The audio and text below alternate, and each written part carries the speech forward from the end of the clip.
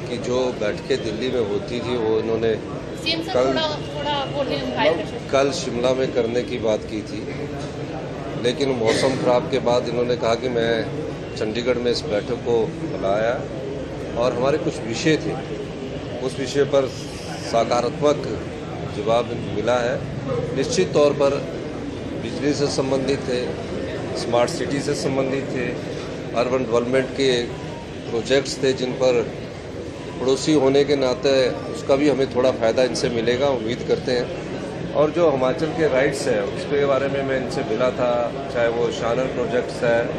और चाहे वो हमारे SJVNL के साथ भोला से दलूरी सुन्नी प्रोजेक्ट है, सब विषयों पर विस्तृत चर्चा हुई। यहाँ तो सिर्फ चर्चा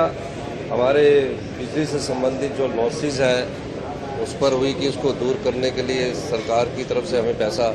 मिलने का इन्होंने आश्वासन दिया है कि कुछ स्मार्ट मीटर्स की है, सिस्टम फीडर्स की है, सब प्रकार के बिजली के रिफॉर्म्स के लिए फ़ायदा मिलने की बात हिमाचल प्रदेश की है। और माननीय मंत्री जी ने कहा है कि 75 साल से हिमाचल प्रदेश में कोई नई सिटी नहीं बनी है, तो जो सिटी की प्रपोजल हमारी गई है उस पर उन्होंने कहा कि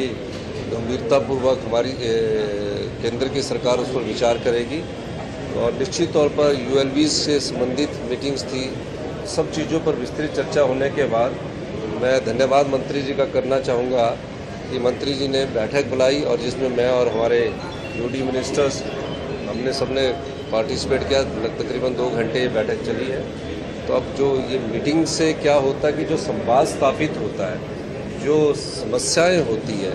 उसमें आगे बढ़ा जाता है और संवाद से ही विवाद का समाधान निकलता है। तो मैं धन्यवाद करूंगा कि माननीय मंत्री जी ने हमारी बात को गंभीरता से सुना और भविष्य में हम उसमें आगे बढ़ेंगे।